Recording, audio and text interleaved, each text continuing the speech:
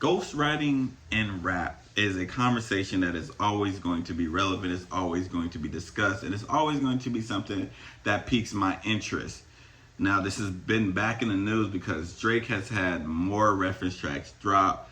People are saying, like, is he even in the conversation now? Does this discredit him as an MC? Some people are saying they don't care as long as the music is good.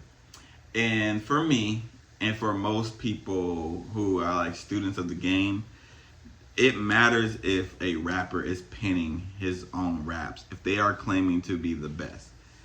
For an artist like Travis Scott or even Ye, I don't care if they write their raps because they are not in the conversation as best rappers of all time. They are not in those of the best lyricists. Now, artists, they're great artists, but they are not top rappers. You know what I'm saying? And to me, you can't be a top rapper if somebody is penning the lyrics for you. And it's different for other genres, and I know people be like, well, R&B singers and blah, blah. It's different.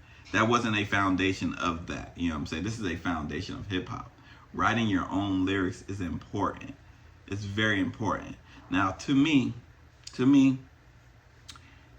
you need to write to be in the top 10. That's why Drake isn't in my top 10.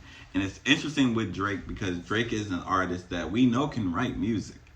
Like, he has shown that he can write music. He has shown that he is a great writer for other people. Like, he has shown that. But I think the problem with Drake, and mainly it's because of fans, is Drake puts out so much music. It's damn near impossible to be writing all that stuff. So it's a little interesting for me because he's given us some years 2 albums, some years 2 albums of his own, and then a collab album, and then he's giving us all these guest verses. There's no way in hell you can write all that.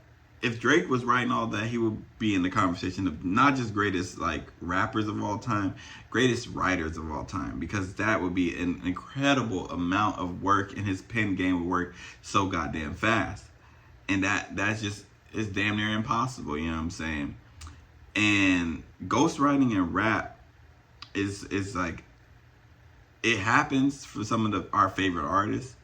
You know what I'm saying? Eazy-E, he wasn't writing his stuff. And it matters, you know, but nobody's putting those artists in the top 10 conversation. Jay-Z had a writer, it would crush my soul. Kendrick had a writer, it would crush my soul.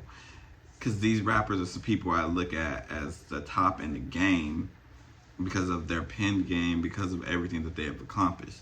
So if they had writers, that would be crazy to me. And I know a lot of people, because for some reason, people don't understand how credits work in songs. Because somebody is in the credits does not mean they wrote the song. Because they were in the credits, that does not mean they wrote the song.